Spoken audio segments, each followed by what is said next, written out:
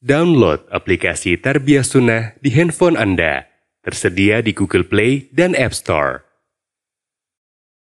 Bismillahirrahmanirrahim.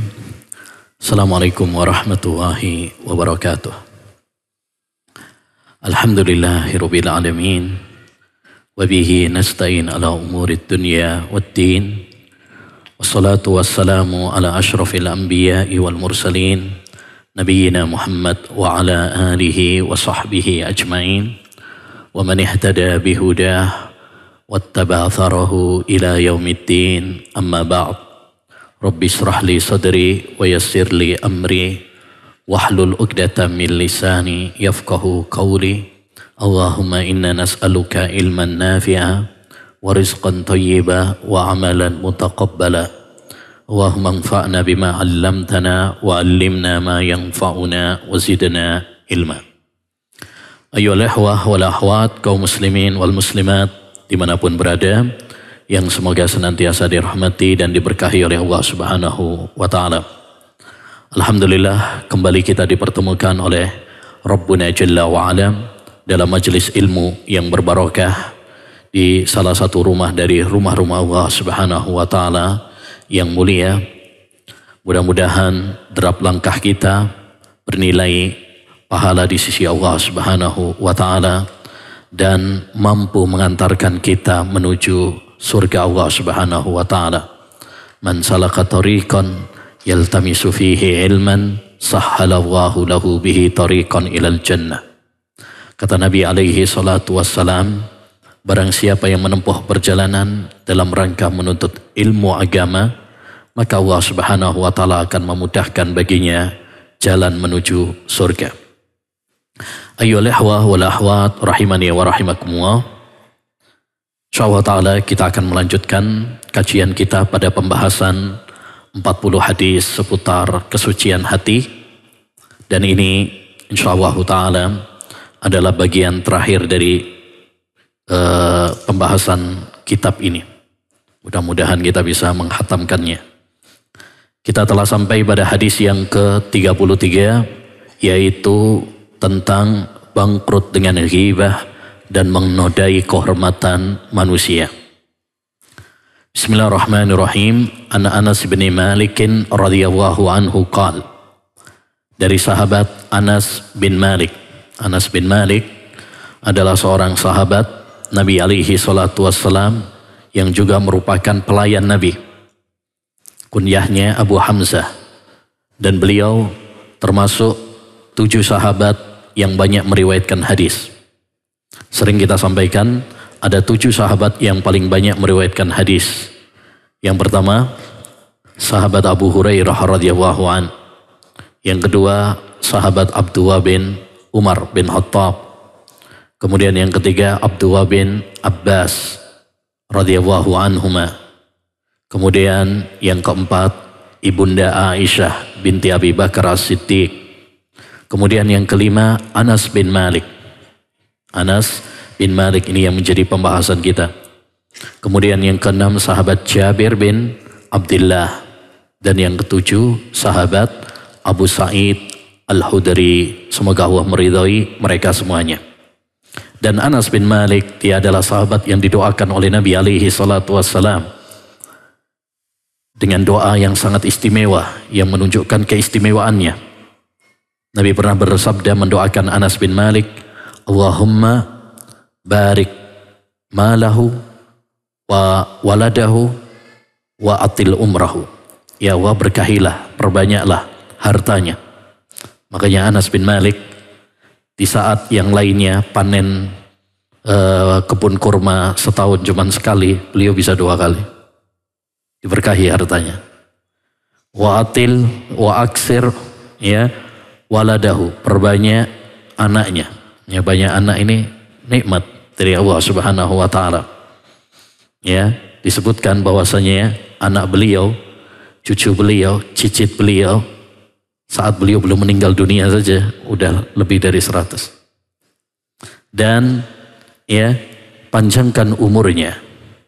Oleh karenanya umur beliau lebih dari 100. Umur beliau lebih dari 100. Sampai beliau mendapati masa Hajjaj bin Yusuf As-Saqafi, gubernur yang zalim di Irak. Taib. Beliau mengatakan qala Rasulullah sallallahu alaihi wasallam, Rasulullah sallallahu alaihi wasallam bersabda. Dan di antara keistimewaan kita mempelajari hadis Nabi sallallahu alaihi wasallam, kita akan sering bersolawat kepada Nabi alaihi salatu wasallam. Karena orang yang mempelajari hadis-hadis Nabi, maka dia akan sering mendengar, sering membaca nama Nabi alaihi salatu wassalam.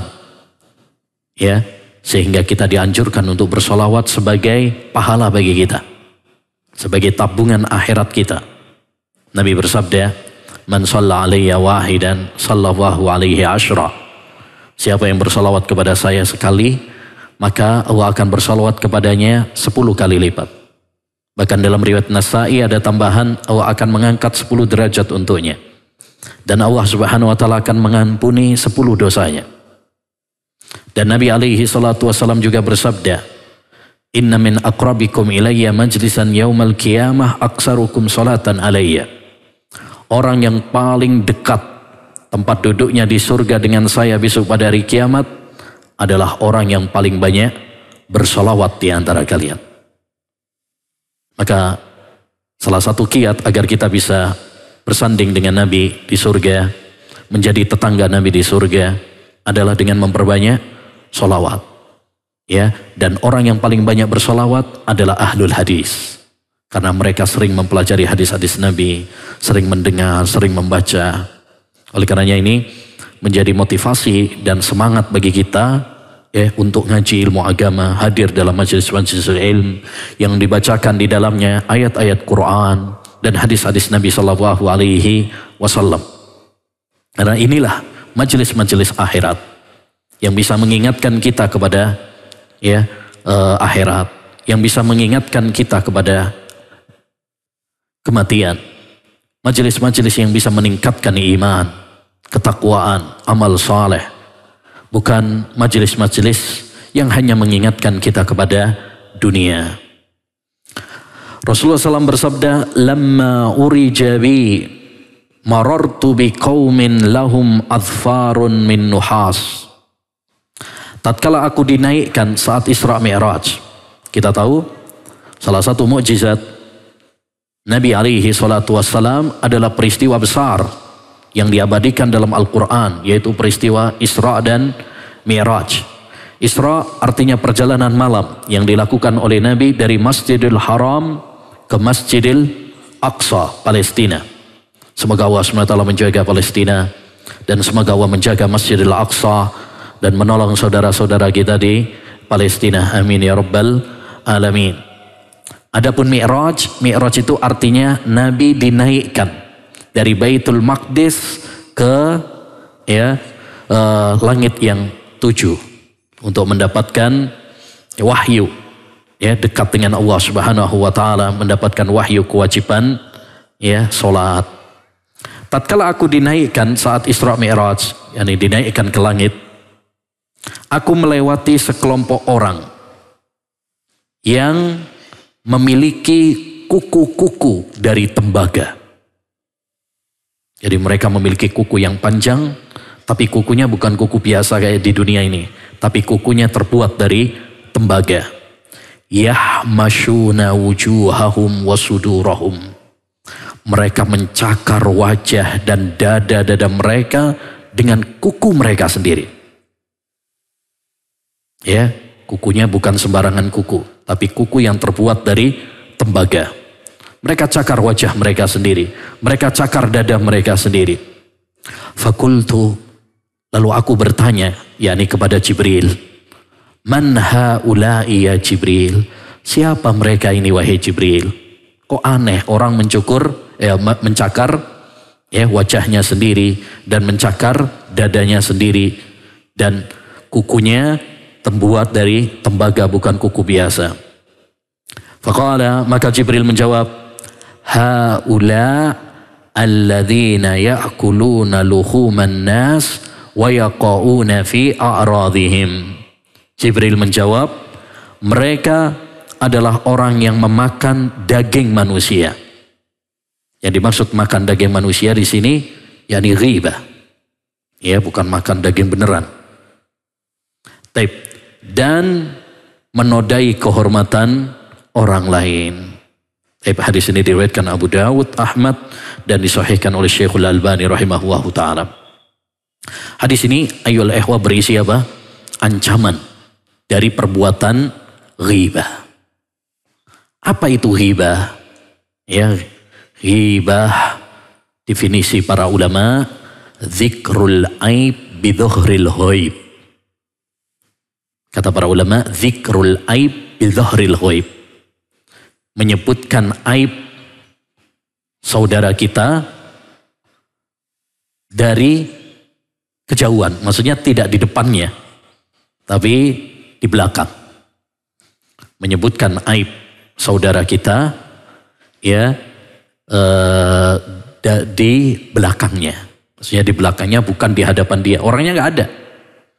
Sebagaimana kata Nabi alaihi salatu wassalam, atadruna mal ghibah? Tahukah kalian apa itu ghibah? Qalu Allahu wa rasuluhu alam. Allah dan Rasulnya yang lebih tahu, wahai Rasul. Qala dzikruka akhaka bima yakrah. Ghibah itu adalah kamu menyebut saudaramu bima yakrah, dengan apa yang dia benci.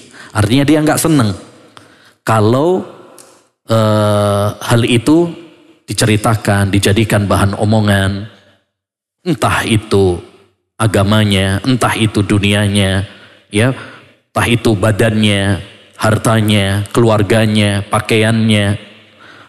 Pokoknya kalau saudara kita nggak senang kalau itu dibahas, diceritain, kemudian kita membahasnya, maka itu termasuk apa? Ghibah. Ya, ghibah. Dan ini ayyul ikhwah termasuk dosa besar, bukan dosa kecil. Perhatikan, ghibah itu bukan dosa kecil, tapi dia termasuk dosa besar. Oleh karenanya hendaknya bagi kita untuk berhati-hati. Allah Subhanahu wa taala berfirman dalam surat Al-Hujurat ayat 12. Wala yaghtab ba'dukum ba'dha. Ayuhibbu ahadukum an ya'kula lahma akhihi maitan fakarihtumu. Janganlah sebagian di antara kalian menghibah sebagian yang lain. Apakah salah seorang di antara kalian senang untuk memakan daging saudaranya dalam keadaan bangkai? Ya, kita makan bangkai hewan saja nggak mau. Padahal andaikan itu disembelih, itu halal. Tapi kalau bangkai, haram. Itu aja kita nggak mau. Apalagi kalau itu adalah bangkai manusia. Bangkai saudara kita. Fakarihtumu, pasti kalian cicik. Pasti kalian benci. Pasti kalian nggak mau untuk memakan daging saudara kalian. Di sini, ya, menunjukkan kepada kita peringatan keras dari ghibah, dan bahwasanya ghibah termasuk dosa besar, karena Allah Subhanahu wa taala menyamakannya seperti makan bangkai saudara kita, ya, memakan bangkai saudara kita. Taib. Mungkin ada yang bertanya, kenapa Allah Subhanahu wa taala menyamakan ghibah itu seperti makan bangkai? Kenapa? Apa sisi persamaannya? Kata para ulama, karena beberapa sebab. Yang pertama, karena ghibah itu mengoyak kehormatan saudara kita. Sebagaimana, ya, sebagaimana kalau memakan daging itu berarti mengoyak daging. Sama-sama dari sisi apa? Mengoyaknya. Kalau ghibah mengoyak kehormatan, kalau makan daging berarti mengoyak daging.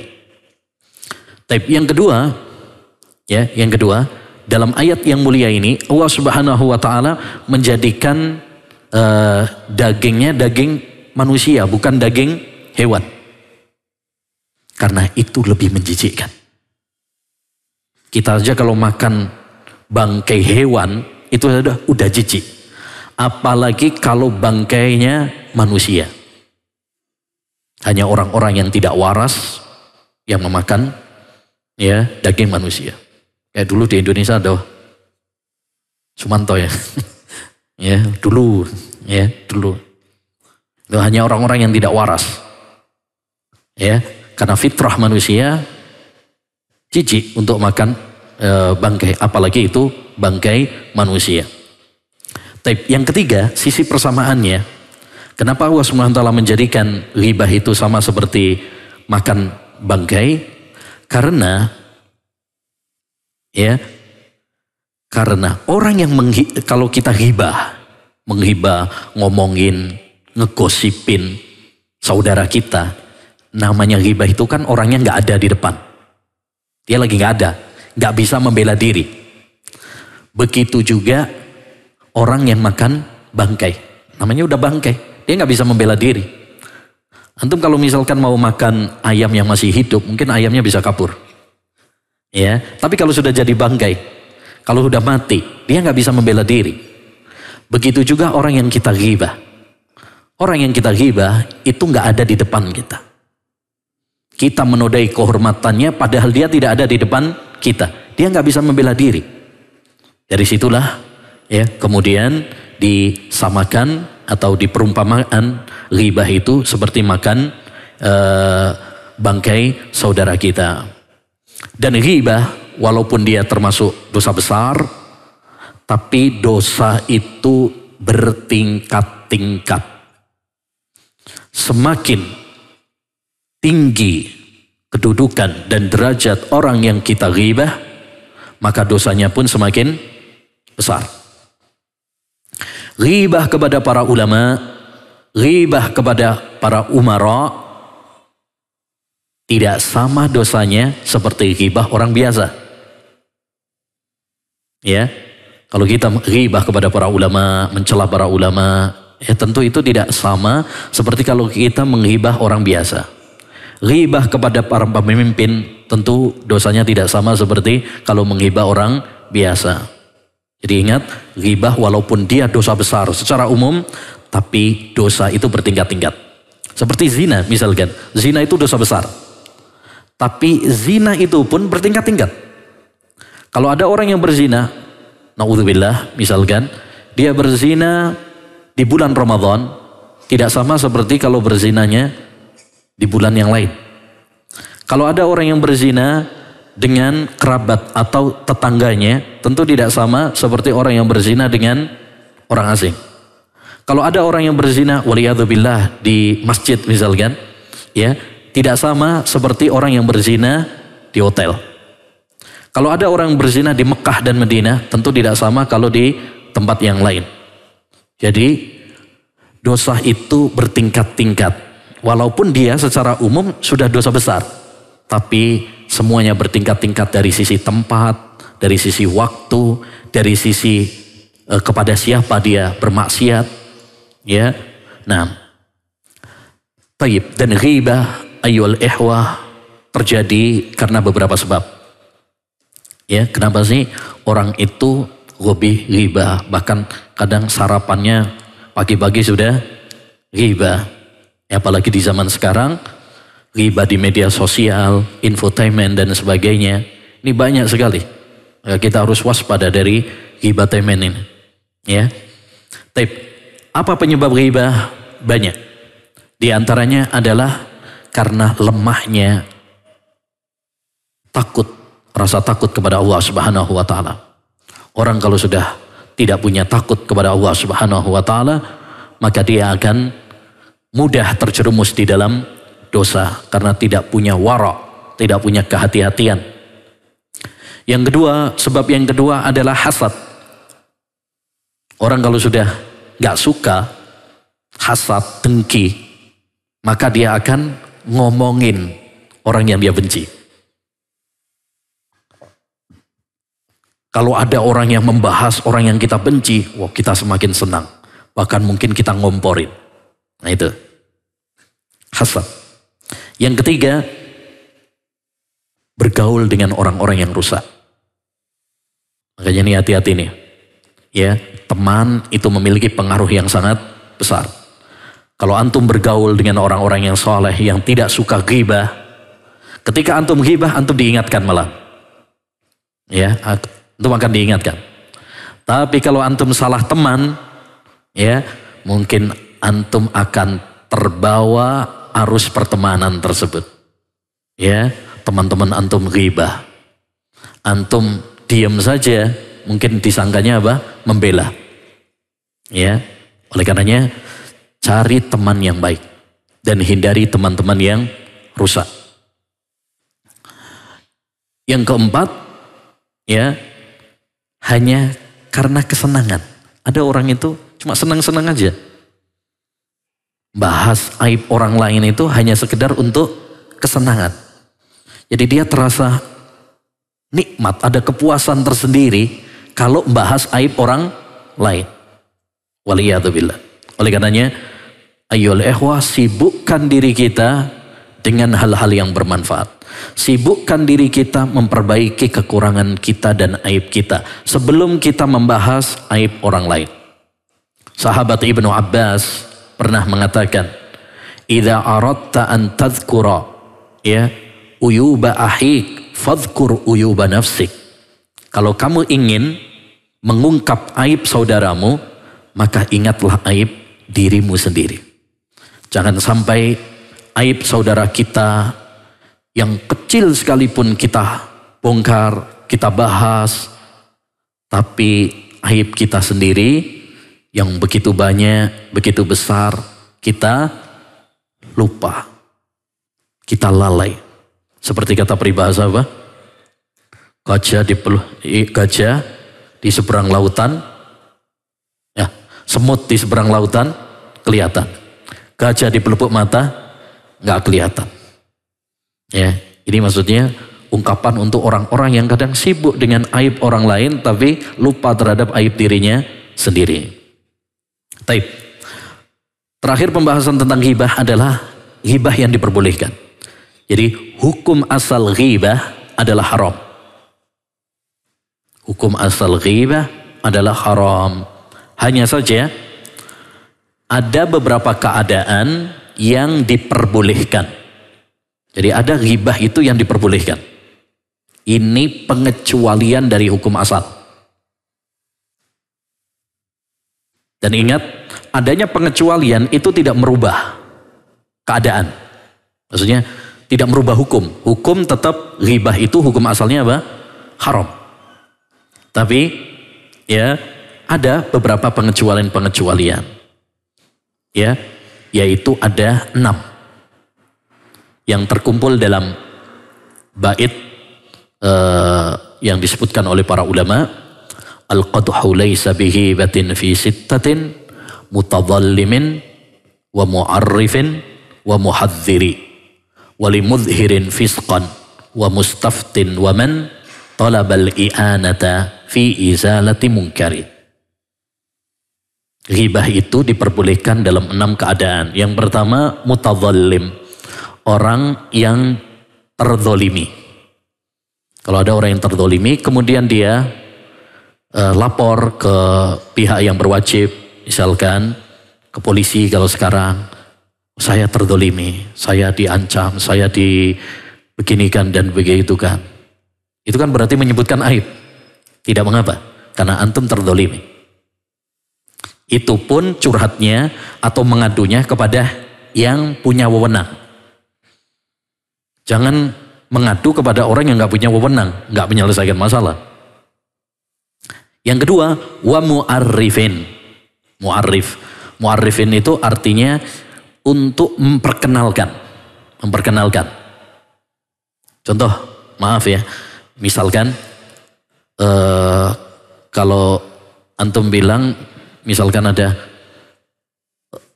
si fulan itu loh tetanggamu yang namanya misalkan nih, ini contoh saja, Budi misalkan. Budi yang mana? Budi banyak di kompleks saya misalkan. Nah ini cari untuk pengenalan yang membedakan, akhirnya Budi yang pincang misalkan. Ya, ini kan aib, menyebutkan aib. Tapi ini diperbolehkan. Ini diperbolehkan karena untuk memperkenalkan tadi, untuk membedakan dari yang lain. Makanya dalam rawi dalam ilmu hadis kadang-kadang ada nama-nama seperti itu. Al-A'war yang buta, misalkan Al-A'mas, Al-A'raj, itu artinya yang pincang. Al-A'raj pincang, ya. Al-A'war yang buta, itu untuk memperkenalkan. Ya, bahkan di dalam Al-Quran misalkan, ya, abasa wa tawalla an ja'ahul a'ma. Ya, a'ma itu maksudnya Abdullah bin Ummi Maktub. Itu untuk memperkenalkan, itu tidak mengapa. Yang ketiga adalah wa muhadziri, untuk memperingatkan. Untuk memperingatkan. Seperti yang dilakukan oleh para ulama ahlul hadis. Ketika membahas ilmu hadis, itu kadang-kadang mengatakan apa? Fulan rawi pendusta. Fulan bahkan kadang-kadang kalimatnya kasar. Dajjal, pendusta, kadzab. Ya.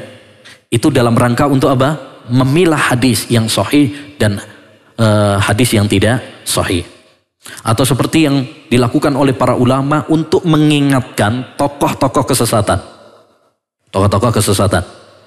Misalkan mereka memperingatkan, misalkan dari Amr bin Ubaid, ini seorang Mu'tazilah, seorang ahli kalam, misalkan, ya, atau Al-Hallaj, tokoh Wahdatul Wujud, Sufi, misalkan, itu dibongkar kedoknya oleh para ulama karena kesesatannya. Atau Mirza Ghulam Ahmad yang mengaku sebagai nabi di India, ya. Nah, itu dibongkar kedoknya oleh para ulama. Tujuannya untuk apa? Memperingatkan manusia supaya tidak tertipu. Nah, ini tidak mengapa. Taib. Berapa itu berarti? 3. Taib. Sekarang yang keempat, wali mudhirin fisqa. Orang yang menampakkan kefasikan. Orang yang nampak. Jadi dia terang-terangan. Terang-terangan menampakkan kefasikannya. Pelaku dosa itu macam-macam. Ada yang sembunyi-sembunyi. Nah, orang seperti ini tentu tidak boleh bagi kita untuk apa? Untuk membongkarnya. Karena pada dasarnya orang yang memiliki kesalahan hendaknya bagi kita untuk menutupinya. Untuk menutupinya. Man satara musliman satarahu Allahu fid dunya wal akhirah. Siapa yang menutupi aib seorang muslim, maka Allah akan menutupinya. Ini hukum asalnya. Kita wajib menutupi aib seorang muslim. Tapi kalau dia terang-terangan, gak punya malu, terang-terangan dalam maksiat, maka tidak mengapa bagi kita untuk apa? Menghibahnya. Ya, untuk menghibahnya dalam rangka untuk mengingatkan manusia, ya, dari kefasikannya supaya tidak teracuni. Wa mustaftin, yang kelima adalah orang yang meminta fatwa. Orang yang meminta fatwa. Seperti yang dilakukan oleh Hindun binti Utbah, istrinya Abu Sufyan, tatkala dia mengadu kepada Nabi alaihi salatu wassalam, seraya mengatakan, ya Rasulullah, inna Abu Sufyan rajulun sahih. Wahai Rasulullah, Abu Sufyan itu suami yang pelit. Suami yang pelit. Berarti ini kan menyebutkan aib suaminya sendiri. Tapi di sini diperbolehkan karena dalam rangka untuk apa? Minta fatwa. Minta fatwa. Jadi kalau tujuannya adalah untuk meminta fatwa, tidak mengapa.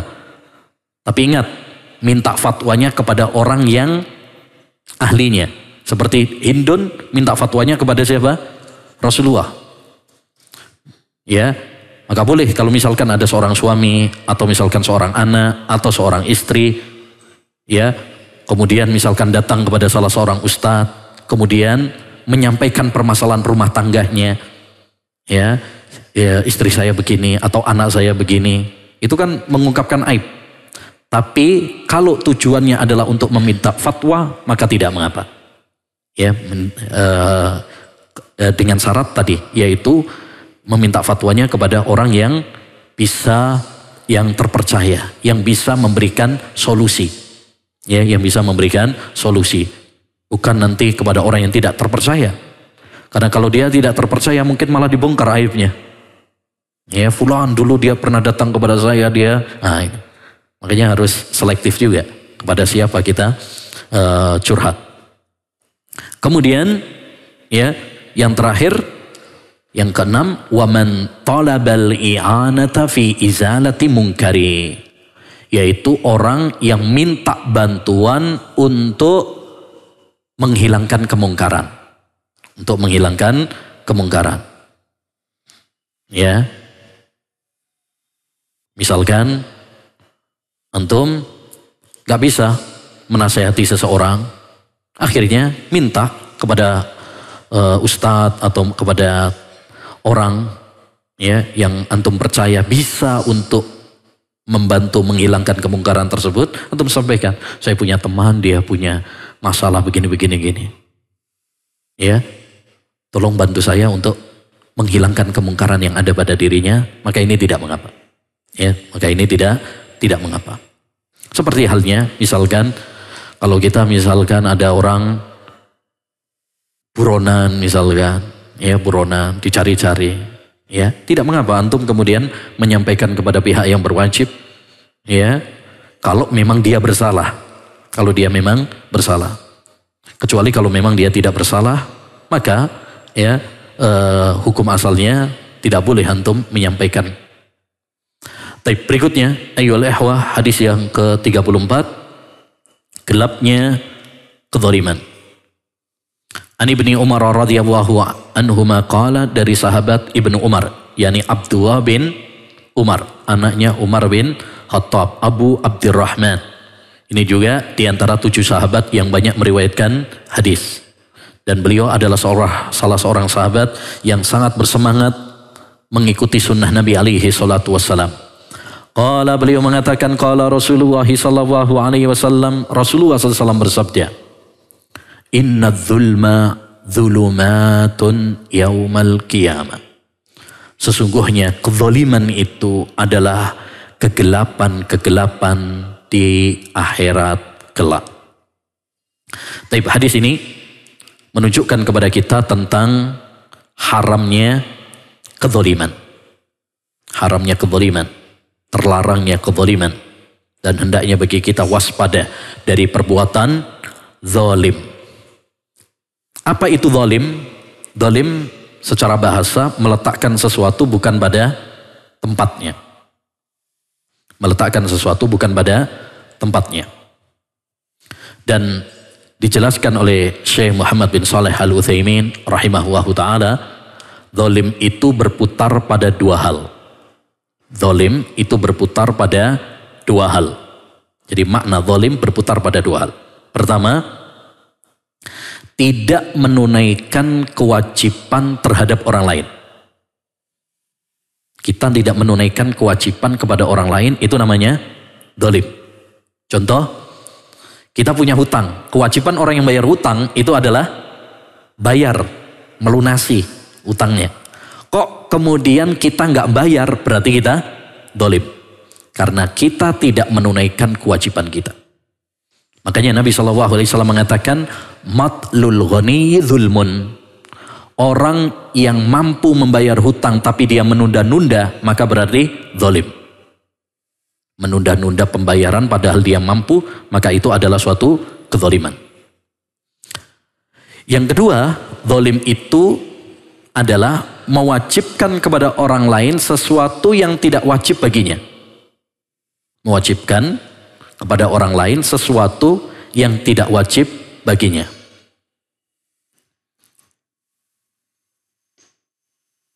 Contoh, misalkan kalau kita menuduh orang lain mencuri, misalkan kita menuduh orang lain mencuri, bahkan kita bikin merekayasa bukti-bukti palsu bahwa dialah pencuri, padahal dia tidak. Itu berarti zalim. Karena kita mewajibkan kepada dia dengan tuduhan pencuri, padahal sebenarnya tidak. Ya, maka ini adalah suatu kezaliman. Dan zalim dibagi oleh para ulama kezaliman itu menjadi 3. Kezaliman itu terbagi menjadi 3 macam. Yang pertama, zalim kepada Allah Subhanahu wa taala. Zalim kepada Allah Subhanahu wa taala dengan kesyirikan, dengan kekufuran. Oleh karenanya Allah Subhanahu wa taala menyebutkan bahwa kesyirikan itu termasuk bentuk kezaliman. Dalam surat Luqman ayat 13, "Inna syirka ladzulmun adzim." Sesungguhnya syirik itu adalah kezaliman yang sangat besar. Kenapa syirik disebut zalim? Karena ibadah itu mestinya diserahkan kepada Allah Subhanahu wa taala. Adapun orang yang berbuat syirik berarti dia meletakkannya kepada selain Allah Subhanahu wa taala, berarti dia telah berbuat zalim. Ya, karena zalim tadi maknanya secara bahasa meletakkan sesuatu bukan pada tempatnya. Yang kedua, zalim kepada manusia. Zalim kepada manusia. Baik yang berkaitan dengan harta, kita ngambil harta orang lain. Baik yang berkaitan dengan kehormatan, ghibah, menuduh orang lain. Itu berarti termasuk zalim. Zalim yang berkaitan dengan nyawa, kita membunuh orang lain. Nah, ini termasuk apa? Kezaliman. Nabi SAW mengatakan, "Inna dima'akum wa amwalakum wa a'radakum haramun alaikum ka hurmati yaumikum hadha." Sesungguhnya harta-harta kalian, nyawa kalian, kehormatan kalian haram atas kalian.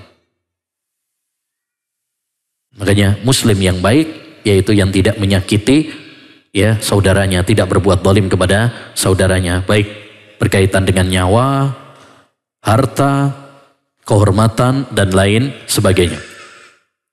Yang ketiga, zalim terhadap diri sendiri.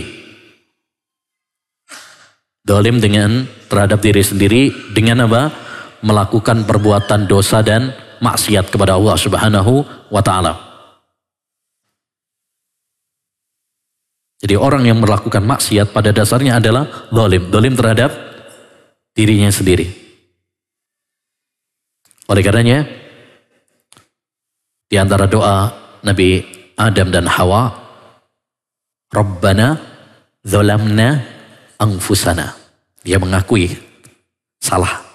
Dia mengakui kalau dia melanggar. Rabbana zalamna anfusana wa illam taghfir lana wa tarhamna lanakunanna minal khasirin. Ya Allah, kami menzalimi diri kami pribadi. Ya. Demikian juga Nabi Yunus alaihissalam ketika di perut ikan, ya, dia mengatakan la ilaha illallah subhanaka inni kuntu minadz zalimin. Ini kenapa dia mengakui dirinya zalim? Karena dia melakukan kesalahan. Oleh karenanya tatkala orang itu melakukan kesalahan, melakukan dosa, pada dasarnya dia zalim terhadap dirinya sendiri. Taib. Dan zalim ayyul ihwah banyak sekali bahayanya dan dampak negatifnya. Tadi dalam hadis ini disebutkan oleh Nabi SAW, salah satu dampaknya dia adalah kegelapan-kegelapan besok pada hari kiamat. Bukan hanya satu kegelapan, tapi kegelapan-kegelapan. Kegelapan di alam kubur, kegelapan di neraka. Yang kedua, di antara bahaya kezaliman juga adalah doa orang yang terzalimi mustajab. Maka hati-hati dari perbuatan zalim kepada orang, karena ketika orang yang kita zalimi tersebut mengangkat tangannya, dia berdoa kepada Allah Subhanahu wa taala, Allah pasti mengabulkan. Salah sudah awatin la turat. Ada 3 doa yang tidak akan dikabulkan oleh Allah Subhanahu wa taala. Artinya pasti mustajab. Ya, tidak akan ditolak. Salah satunya adalah wada'watul madlum. Doanya orang yang terzalim. Ya, doanya orang yang terzalim.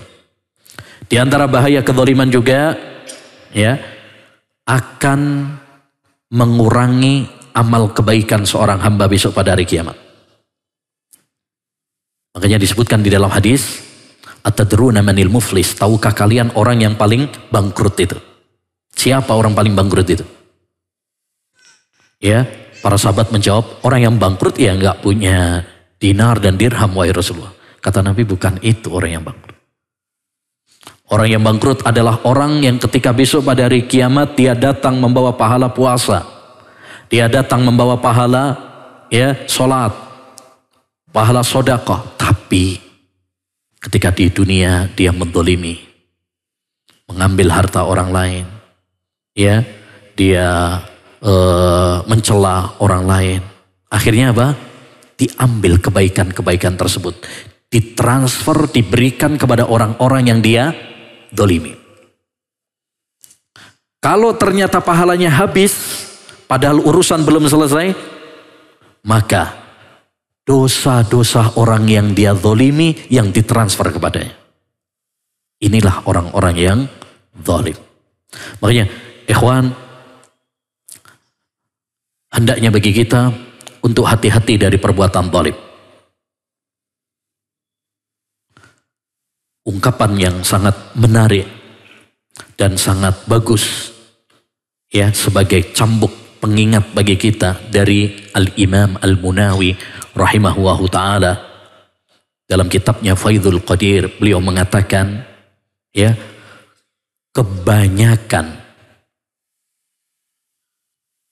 kebanyakan orang-orang soleh masuk neraka adalah karena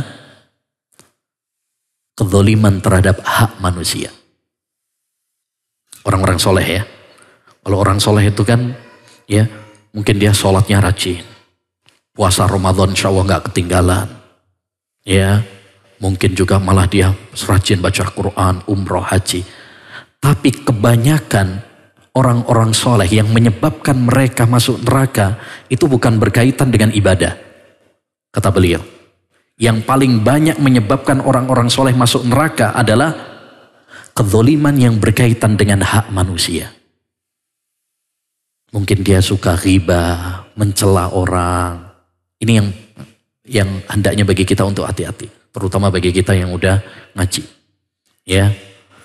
Dan kemarin sudah kita ingatkan hadis dari Nabi SAW, hadis yang ke-31, aksaru khataya bani Adam fi lisanih. Kebanyakan dosa anak Adam yang menjerumuskan mereka ke neraka itu adalah lisan. Ini yang paling banyak memasukkan orang ke neraka, yaitu dosa lisan. Ucapan-ucapan kita ini yang paling banyak menyeret kita ke neraka. Dan bentuk kezaliman banyak sekali.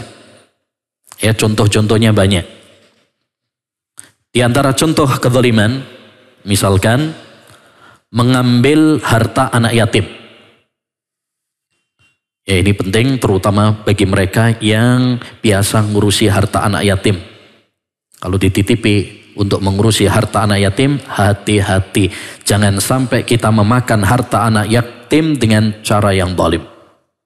Allah berfirman dalam surat An-Nisa ayat 100. Innal ladzina ya'kuluna amwalal yatama dzulma innama ya'kuluna fi butunihim nara.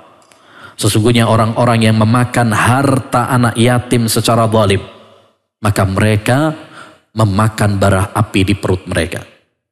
Ini ancaman bagi orang-orang yang memakan harta anak yatim dengan zalim. Yang kedua, di antara contoh kezaliman juga merampas tanah orang. Ini biasanya mungkin tanah tetangganya, tapi diakui itu punya dia. Bahkan kalau dia punya link, dia bisa bikin surat-surat, yang bisa dimanipulasi, bisa disogok.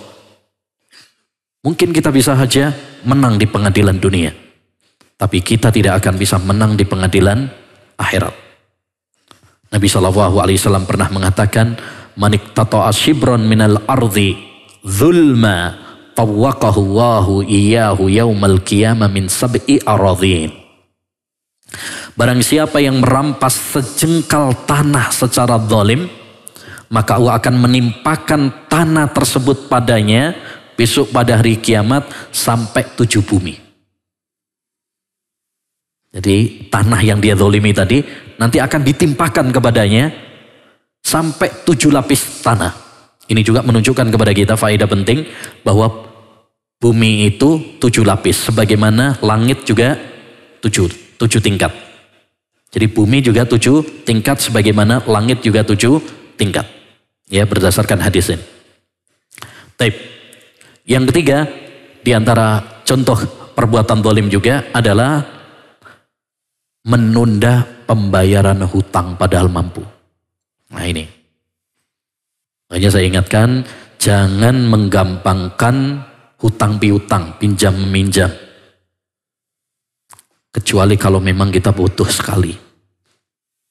Apalagi kalau pinjam-minjamnya riba, pinjol. Hati-hati. Riba yang tidak ada ribanya saja itu diwanti-wanti oleh Nabi. Walaupun boleh, tapi jangan menggampangkan. Apalagi dengan alasan, ya, biar silaturahmi nggak putus, pinjam dulu 100. Nah, ini. Ya. Nabi SAW pernah mengatakan, matlul ghaniyyi dzulmun. Orang yang mampu bayar utang tapi dia nunda-nunda, itu zalim. Itu zalim. Kadang kita ini kalau pas utang ngerengek-ngerengek. Tapi pas bayar, nah ini susahnya minta ampun. Ya. Kadang sampai ditagih-tagih. Ya. Nah, ternyata yang ditagih lebih galak daripada yang nagih. Nah. Yang keempat juga di antara bentuk kezaliman adalah kezaliman para pemimpin kepada bawahannya. Penguasa zalim kepada rakyatnya. Ya. Atau mungkin kepala perusahaan, kepala sekolah kepada bawahannya. Ya, hati-hati. Nabi SAW pernah mendoakan, Allahumma man waliya min ummati syai'an fasyaqqa alaihim fasyaqqa alaih. Ya Allah, siapa yang menjadi pemimpin dari kalangan umatku ini lalu memberatkan umatku, maka perberatlah urusannya. Ya Allah, siapa yang memiliki kepemimpinan pada umatku, kemudian dia baik, lemah lembut kepada umatku, maka lemah lembutlah engkau kepadanya. Nah, ini siapapun di antara kita yang dijadikan pemimpin itu bukan soal presiden aja. Ya, siapapun kita. Termasuk kita dalam rumah tangga itu juga pemimpin. Pemimpin terhadap istri kita, terhadap anak-anak kita. Pemimpin. Ar-rijalu qawwamuna 'alan nisa. Kalau kita berbuat semena-mena kepada istri kita, anak-anak kita, berarti juga masuk dalam hadis ini. Bahkan kata Syekh Ibnu Utsaimin, guru yang bikin soalnya terlalu susah untuk muridnya, masuk dalam hadis ini. Nah ini untuk para guru, para dosen. Ya, kalau bikin soal jangan terlalu rumit. Nanti dirumitkan urusannya oleh Allah SWT. Ya. Demikian juga orang-orang yang punya kepemimpinan lah. Ya. Permudah urusan manusia. Yassiru wala tuassiru. Permudah, jangan mempersulit. Jangan kebalik.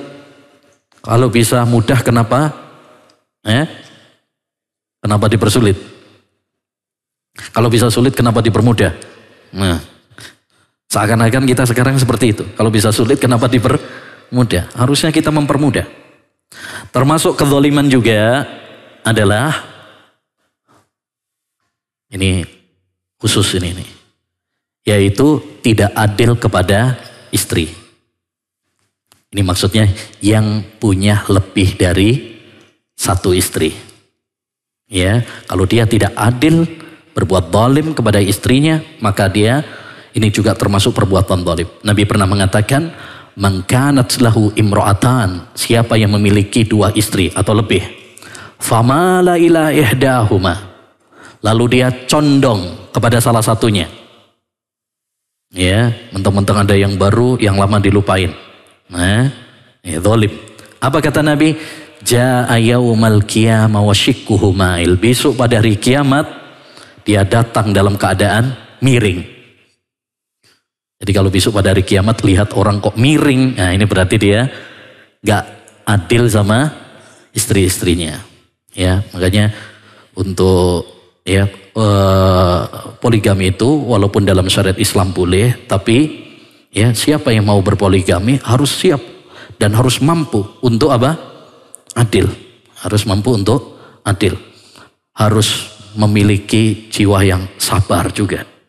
Ya, harus sabar. Karena tentu nanti akan menghadapi apa? Goncangan. Ya. Satu aja kadang sudah susah, kalau dia nambah berarti tanggung jawabnya lebih berat. Makanya dulu salah satu kalimat Ustadzuna Syafiq hafizahullah ta'ala, beliau pernah bilang, ya, orang itu kadang tahu enaknya saja untuk mendapatkan madu, tapi kadang lupa bahwa untuk mendapatkan madu harus menghadapi tawon. Ya. Nah, jadi kalau ingin mendapatkan madu maka harus siap disengat tawon. Nah, jangan yang dibayangkan enaknya aja. Baik, berikutnya. An Sahl bin Sa'din As-Sa'idi radhiyallahu anhu qala Rasulullah sallallahu alaihi wasallam, "Law kanatid dunya ta'dilu inda wa janaha ba'udah, ma saqa kafiran minha syarbata ma atau syurbata ma." Dari Sahl bin Sa'ad As-Sa'idi, beliau mengatakan Rasulullah SAW bersabda, seandainya dunia ini sebanding dengan sayap nyamuk, niscaya Allah tidak akan memberikan seteguk air pun kepada orang kafir. Kenapa? Karena pada dasarnya dunia ini Allah peruntukkan untuk hamba-hambanya yang beriman, untuk hamba-hambanya yang taat kepada Allah SWT. Tapi karena dunia ini hina, maka Allah Subhanahu wa taala berikan baik kepada hambanya yang beriman maupun kepada yang tidak beriman. Ya. Jadi dunia ini digambarkan oleh Nabi gak lebih dari sayap nyamuk. Nyamuk itu udah kecil, Pak. Ini sayapnya. Ini menunjukkan betapa hinanya apa? Dunia. Makanya di dalam banyak ayat Al-Quran, Allah Subhanahu wa taala menyebutkan dunia itu dengan celaan. Kebanyakan dunia itu disebut di dalam Al-Quran dengan celaan, bukan pujian. Ya, contoh dalam surat Ali Imran ayat 185, Allah SWT mengatakan, "Wa mal hayatud dunya illa mata'ul ghurur." Tidaklah dunia itu melainkan kesenangan yang menipu. Ya, kesenangan yang menipu. Demikian juga dalam banyak hadis. Seperti dalam hadis ini Rasulullah menggambarkan dunia itu tak lebih dari sayap nyamuk. Dalam hadis yang lain Rasulullah menggambarkan dunia itu seperti bangkai kambing yang cacat. Ya, Nabi pernah ketika mau ke pasar kota Madinah mendapati ada bangkai kambing yang cacat telinganya. Lalu Nabi mengatakan, siapa yang mau membeli ini 1 dirham? Ya, gak ada yang mau. Siapa yang mau gratis? Gak ada yang mau. Gak ada yang mau. Wahai Rasul, dia bangkai, siapa yang mau? Dikasih gratis saja mungkin gak ada yang mau, apalagi suruh beli. Kata Nabi SAW, "Wallahi lad dunya ahwan wa indallah min hadha alaikum."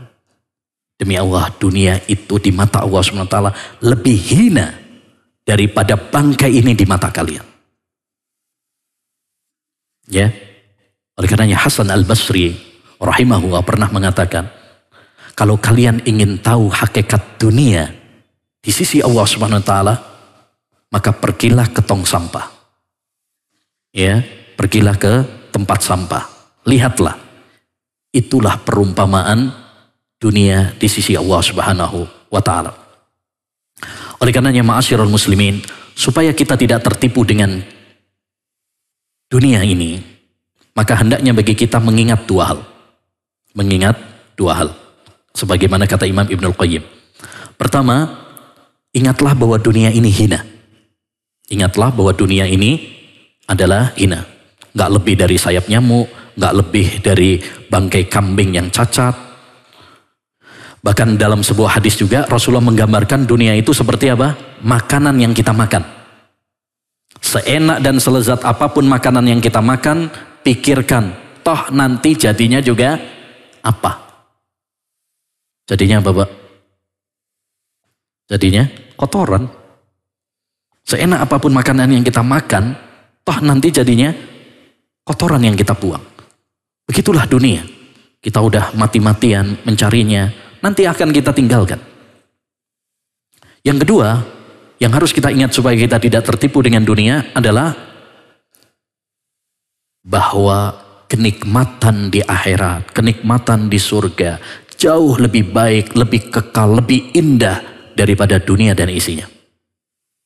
Nabi SAW pernah menggambarkan, wallahi mad dunya fil akhirah illa mislu ma yaj'alu ahadukum usbu'ahu fil yam falyandur madza yarji.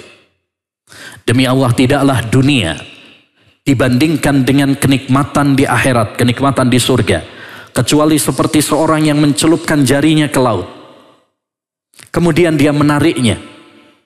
Perhatikan, hanya berapa tetes yang nempel di jarinya. Coba kalau kita ke laut, praktekkan di sini ya. Praktekkan di sini. Celupkan jari kita ke laut, kemudian tarik. Hanya berapa tetes yang nempel? Paling setetes, dua tetes. Terus lihat hamparan lautan yang begitu luas. Setetes, dua tetes itu perumpamaan dunia.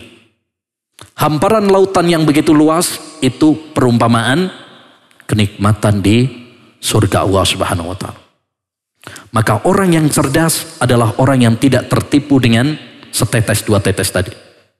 Dan orang yang bodoh adalah orang yang tertipu dengan setetes dua tetes tadi. Ya, dia lalai dari hamparan lautan yang begitu luas. Nabi SAW pernah mengabarkan kerudung atau mahkota yang dipakai bidadari surga itu lebih baik daripada dunia dan isinya. Baru kerudungnya itu, baru mahkotanya, belum yang make itu, belum bidadarinya itu baru kerudungnya saja udah lebih baik daripada dunia dan isinya. Masya Allah. Oleh karenanya hendaknya bagi kita untuk menjadikan dunia ini hanya sekedar sebagai jembatan, sarana untuk mendapatkan akhirat. Jangan tertipu dengan dunia. Dunia ini ujian. Dunia ini kita bukan berarti kemudian anti kepada dunia, ya, antipati terhadap dunia, tidak. Tapi jadikan dunia ini sebagai apa? Jembatan. Yang namanya jembatan itu untuk tempat nyebrang, bukan tempat tinggal. Ya, yang namanya jembatan itu tempat nyebrang. Begitulah dunia ini kita jadikan tempat untuk menyeberang menuju akhirat. Kita jadikan sarana menuju akhirat. Ya, tapi bukan kemudian hati kita terpaut, tergila-gila ya dengan dunia yang hina dan fana ini. Baik, berikutnya. An Abi Hurairah radhiyallahu anhu qala Rasulullah sallallahu alaihi wasallam, Rasulullah SAW bersabda, aksiru dzikra hadhimil ladzat, yaknil maut. Perbanyaklah kalian mengingat pemutus kelezatan, yaitu kematian.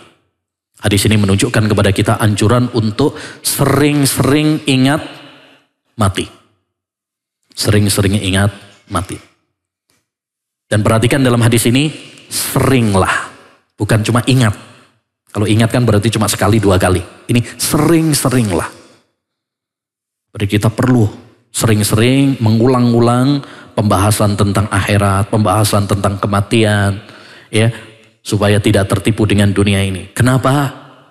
Karena kita juga sering lupa. Kita juga sering lalai. Kalau lagi di kuburan, nah itu baru ingat mati.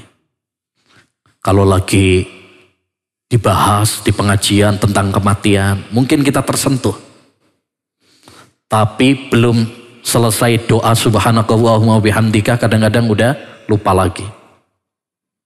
Kadang belum keluar dari masjid sudah lupa lagi. Makanya di sini penting bagi kita untuk mengulang-ulang pembahasan kematian ini. Ingat bahwa kematian adalah suatu kepastian. Siapapun kita, sehebat apapun kita, setinggi apapun jabatan kita, sebanyak apapun harta kita, sekekar apapun badan kita, suatu saat kita pasti akan mati. Kullu nafsin dha'iqatul maut. Setiap yang bernyawa pasti mati. Mungkin kita bisa sembuh dari sakit. Mungkin kita bisa selamat dari kecelakaan. Mungkin kita bisa terhindar dari bencana alam.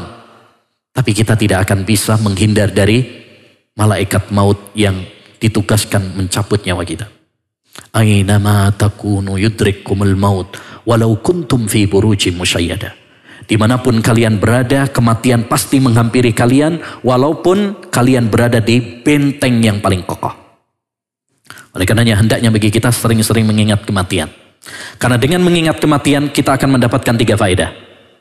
Faedah yang pertama, kita akan bersemangat dalam ibadah.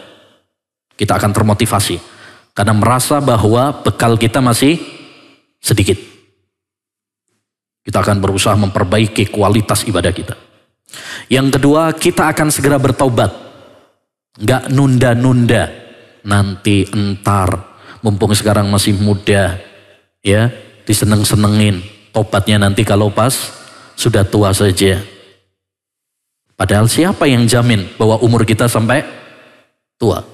Di kuburan nggak ada tulisan khusus yang sudah tua. Ya. Di kuburan gak ada tulisan khusus yang sakit-sakitan, parah, gak ada. Ya, betapa banyak anak mati duluan mendahului orang tuanya.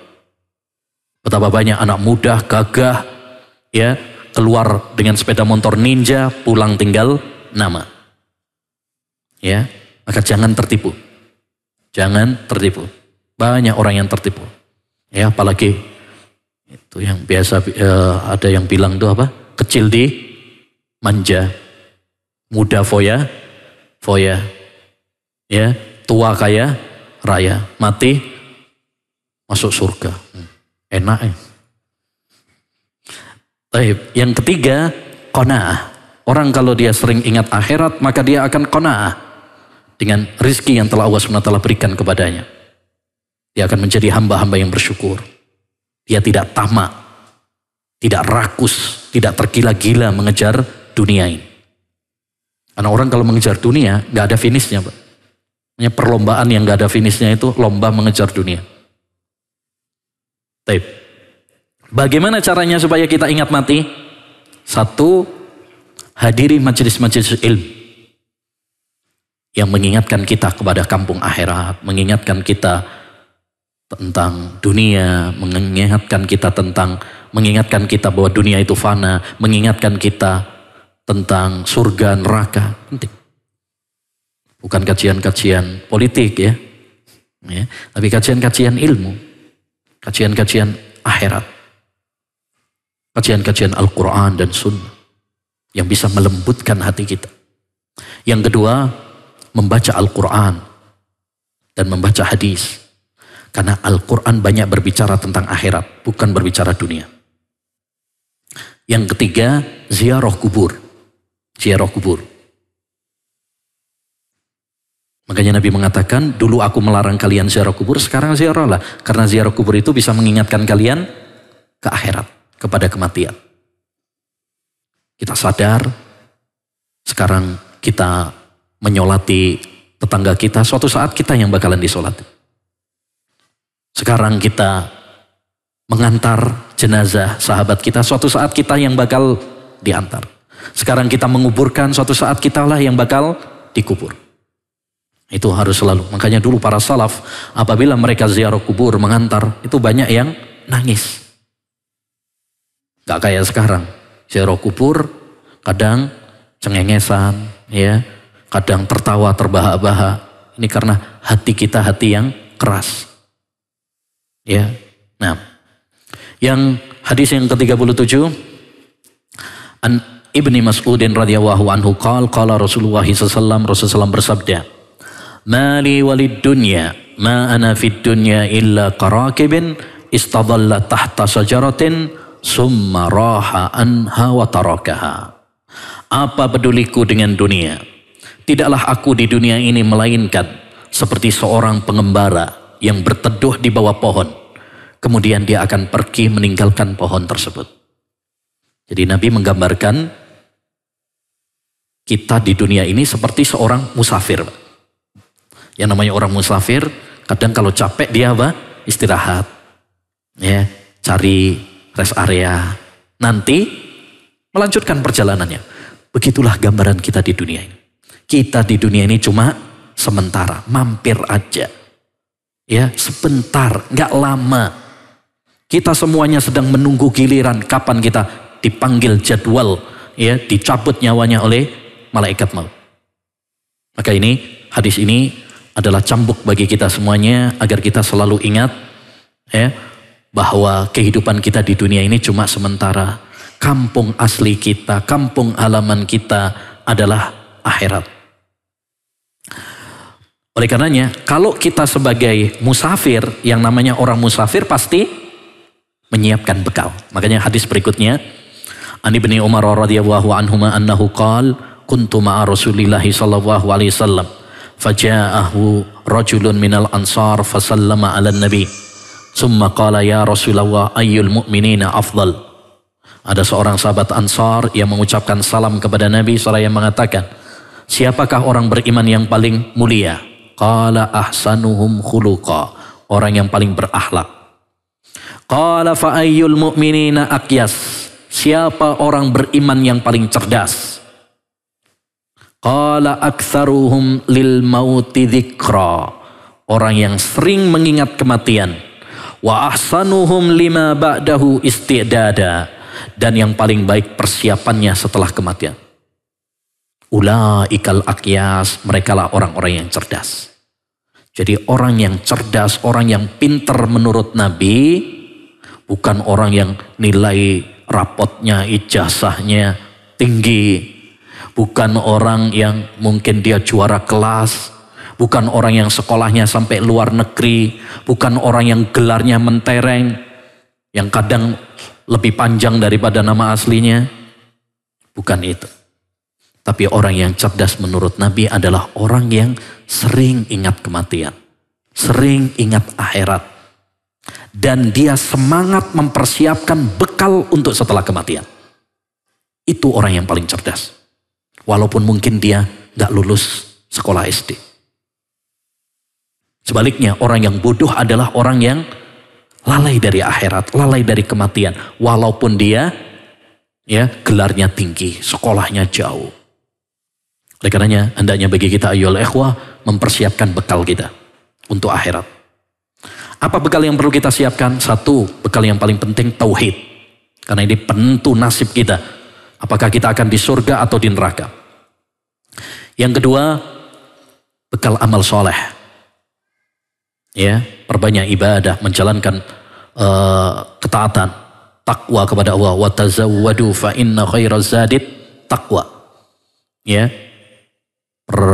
bekalilah diri kalian dan sebaik-baik bekal adalah bekal takwa. Yang ketiga, ilmu. Karena ilmu yang bisa menyinari perjalanan kita menuju surga. Yang bisa membedakan mana rute yang mengantarkan surga, mana rute yang mengantarkan ke neraka. Yang keempat, sabar. Ya, sabar. Kalau kita perjalanan dunia saja harus sabar. Karena orang perjalanan itu apa? Capek, macet, butuh ongkos. Apalagi kalau bobrok mobilnya. Itu perjalanan dunia. Apalagi perjalanan akhirat. Dan yang kelima, doa. Jangan lupa bekal doa. Makanya kita perjalanan juga butuh doa. Karena Allah subhanahu wa ta'ala yang memudahkan. Hadis yang ke-39, An Abi Amrin wa Qila Abi Amrah Sufyan ibn Abdullah qala qultu ya Rasulullah kulli fil islami qawlan la as'alu anhu ahadan ghairak qala qul amantu billah thumma istaqim. Dari Abu Amr, ada yang mengatakan Abu Amrah Sufyan bin Abdullah, beliau mengatakan, wahai Rasulullah, katakan kepadaku dalam Islam suatu ucapan yang saya tidak akan menanyakannya kepada seorang pun selain engkau. Kata Nabi, katakan saya beriman kepada Allah, kemudian istiqomahlah. Hadis ini menunjukkan kepada kita kewajiban, anjuran bagi kita untuk apa? Istiqomah. Apa istiqomah itu? Istiqomah itu artinya konsisten. Berjalan di atas jalan yang lurus. Tidak menyimpang ke kanan dan ke kiri. Ya. Berjalan di atas Al-Quran dan Sunnah sampai mati. Itu namanya istiqomah. Dan istiqomah berat. Mungkin orang mendapatkan hidayah Islam, hidayah Sunnah, tapi bisa mempertahankannya sampai gerbang surga, sampai akhir ayat kita, ini yang berat. Kenapa? Karena di tengah perjalanan ini pasti banyak cobaan, pasti banyak ujian yang seringkali menjadikan orang berubah haluan. Betapa banyak orang yang tadinya Muslim, sebelum mati malah murtad. Betapa banyak orang yang sudah mendapatkan hidayah sunnah, kemudian gugur di tengah jalan. Berubah akidahnya, berubah manhajnya, berubah akhlaknya, ibadahnya. Oleh karenanya hendaknya bagi kita ayyuhal ikhwah untuk berusaha istiqomah. Bagaimana caranya supaya istiqomah? Satu, banyak doa. Tidak ada yang bisa membuat kita istiqomah kecuali hanya Allah. Tidak ada yang bisa membuat kita tegar di atas jalan yang lurus ini kecuali hanya Allah. Bahkan Nabi Muhammad saja, Allah berfirman, walaula an thabbatnaka laqad kitta tarkanu ilaihim. Andai kami, wahai Muhammad, tidak meneguhkan hatimu, kau akan condong kepada orang-orang kafir. Itu Nabi Muhammad. Bagaimana dengan kita yang lemah? Oleh karenanya Nabi mengajarkan kepada kita supaya senantiasa berdoa apa? Ya, Allahumma ya muqallibal qulub, sabbit qalbi ala dinik. Ya Allah, zat yang membolak-balik hati, tetapkanlah hati hamba dalam ketaatan kepada. Banyak doa. Ya, ikhwan, penting banyak doa. Terutama di waktu-waktu yang mustajab. Yang kedua, terus menuntut ilmu. Jangan pernah tinggalkan majlisul ilm. Jangan pernah tinggalkan belajar ilmu agama sampai akhir hayat kita. Jadikan moto kita seperti kata Imam Ahmad, ma'al mahbarah ilal makbarah. Bersama tinta sampai ke liang kubur. Yakni kita terus belajar ilmu agama. Sekolah ada batasnya, tapi belajar ilmu agama ya sampai kita mati. Yang ketiga, cari teman-teman yang baik. Teman-teman yang bisa menggandeng tangan kita menuju surga, menuju kebaikan, yang bisa mengingatkan kita tatkala kita lalai, tatkala kita malas. Yang namanya orang kadang pasang surut semangatnya. Kita butuh orang yang mengingatkan kita. Kita aja kalau dalam perjalanan butuh teman, supaya kalau pas ngantuk ada yang mengingatkan. Ya, begitu juga dalam perjalanan menuju surga. Kita butuh ada yang bisa menggandeng tangan kita, mengingatkan kita. Baik. Kemudian yang terakhir, An Sahl bin Sa'din As-Sa'idi radhiyallahu anhu qala Rasulullah sallallahu alaihi wasallam, innamal a'malu bil khawatim. Dari Sahl bin Sa'ad As-Sa'idi, beliau mengatakan Rasulullah SAW bersabda, amalan itu tergantung pada akhirnya. Ya. Amalan itu tergantung kepada penutup akhirnya. Yani yang menjadi patokan di sisi Allah SWT itu akhirnya. Bukan awal. Makanya Lailatul Qadar itu ditaruh di 10 akhir. Bukan di awal Ramadan. Kenapa? Karena kalau masih awal-awal itu masih babak penyisihan, Mbak. Orang masih pada semangat semuanya. Tapi begitu 10 akhir, nah itu. Sudah mulai kelihatan siapa yang betul-betul serius, siapa yang betul-betul istiqomah, siapa yang tidak. Ya. Sudah mulai masuk 10 akhir ini sudah final beneran. Final beneran. Sudah mulai banyak yang berguguran. Yang ini sibuk mudik, yang ini sibuk cari baju baru, yang ini renovasi rumah, yang ini bikin jajan, ya. Tapi di sana ada orang-orang yang tegar, orang-orang yang istiqamah, ya, ibadah kepada Allah Subhanahu wa taala, Nah, dialah sang juara. Makanya juara itu di akhir bukan di awal. Kalau di awal namanya pendaftaran. Ya. Juara, yang namanya juara itu di akhir. Benar ya? Sahabat Abu Musa al-Asy'ari di akhir-akhir hidupnya, beliau sudah tua, renta, tapi semangat beribadah. Sampai-sampai anak istrinya kasihan sama dia. Ya, kasihan. Kurangilah ibadahmu, kasihan sudah tua. Apa kata beliau? Kata beliau, Masya Allah, innal khayla idha qarabat, sesungguhnya kuda, balapan, pacuan kuda itu, kalau dia sudah mendekati garis finish, maka dia akan mengerahkan segala kekuatannya sehingga menang. Ya, mencapai garis finish. Saya sudah merasa bahwa sekarang saya sudah mendekati garis finish. Maka saya harus lebih apa? Semangat. Saya nggak mau kalah sama kuda. Kuda saja kalau sudah mendekati garis finish, dia bukan malah loyo, tapi malah semangat. Ya, maka begitu juga hendaknya bagi kita untuk ya berusaha menggapai husnul khotimah. Dan husnul khotimah yang perlu difahami, husnul khotimah itu bukan berarti kita nanti mati dalam keadaan sujud, mati ketika kita baca Quran, mati ketika umroh atau haji, bukan. Husnul khotimah itu tatkala kita sebelum meninggal dunia dimudahkan untuk melakukan maksiat. Walaupun kita mati bukan dalam kondisi ibadah. Mungkin pas lagi tidur, mati. Yang penting sebelum kita mati kita dimudahkan untuk apa? Ibadah kepada Allah. Idza aradallahu bi abdi khaira as-salah.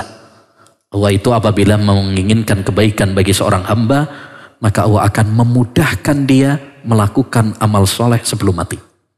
Itu namanya husnul khotimah. Walaupun kita matinya tidak dalam kondisi apa? Ibadah. Kan kadang ada orang itu salah paham. Yang namanya husnul khotimah itu kalau pas dia mati lagi sujud. Nah itu baru husnul khotimah. Atau pas baca Quran kemudian dia mati. Nah itu. Tidak mesti, maksud saya tidak mesti harus dalam keadaan seperti itu. Yang penting sebelum kita mati dimudahkan untuk apa? Ibadah. Itu namanya husnul khotimah. Alhamdulillah. Ya, demikian ma'asyiral muslimin wal muslimat rahimani wa rahimakumullah. 40 hadis tentang kesucian hati yang bisa kita pelajari. Kita mohon kepada Allah Subhanahu wa taala dengan selesainya buku ini, ya, kita diberi oleh Allah Subhanahu wa taala kebeningan dan kesucian hati sehingga kita bisa menggapai surga Allah Subhanahu wa taala dan dikumpulkan bersama keluarga kita. Amin ya rabbal alamin. Baik. Sebelum kita tutup, seperti biasanya ada pertanyaan, ada waktu 5 menit. Baik, untuk ikhwan dulu. Tadi kita sampaikan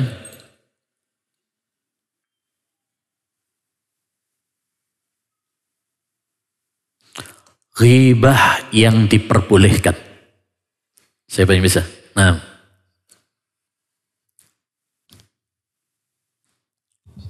Bismillah. Saat kita terzolimi, bisa untuk orang yang terzolimi. Orang yang terzolimi, nah. Memperkenalkan seseorang. Perkenalkan, nah, mu'arif. Untuk memperingati. Memperingatkan, nah. Kemudian yang keempat.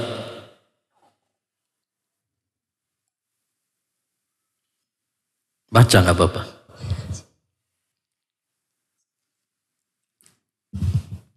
Kalau baca berarti dia nyatet tadi. Orang yang menampakkan kefasikannya. Orang yang menampakkan kefasikan. Nah, terus. Orang yang meminta fatwa. Meminta fatwa. Orang yang meminta bantuan untuk menghilangkan kemungkaran. Taib. Barakallahu fiik. Taib. Tadi juga kita bahas tentang macam-macam zalim. Siapa yang bisa? Zalim, kezaliman. Ayo Pak.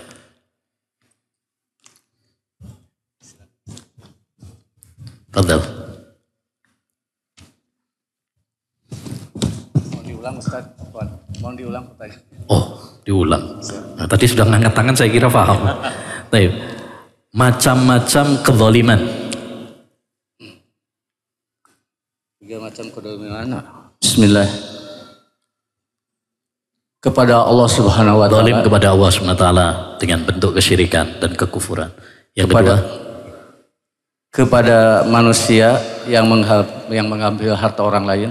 Zalim kepada manusia. Taib. Yang ketiga, dan kepada diri kita sendiri. Zalim kepada diri kita sendiri. Ahsan. Taib. Taib, barakallahu fiik. Taib, bantu ibu-ibu, ada 2 Bu. Tadi kita sebutkan manfaat-manfaat mengingat kematian. Siapa yang bisa Bu?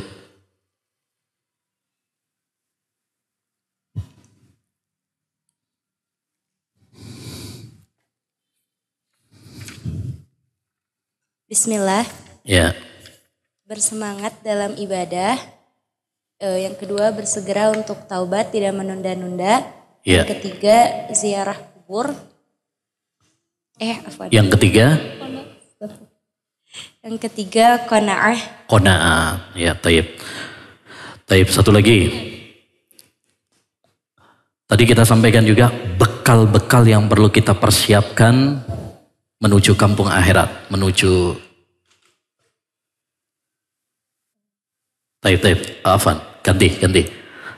Cara mengingat kematian. Bagaimana cara mengingat kematian? Tadi kita sebutkan.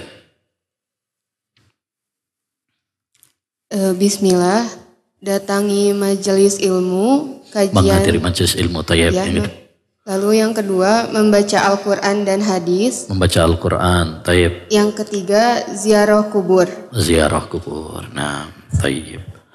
Taib, demikian yang bisa kita bahas. Kurang lebihnya mohon maaf. Kita tutup dengan doa kafaratul majlis. Subhanakallahumma wa bihamdika asyhadu an la ilaha illa anta astaghfiruka wa atubu ilaih.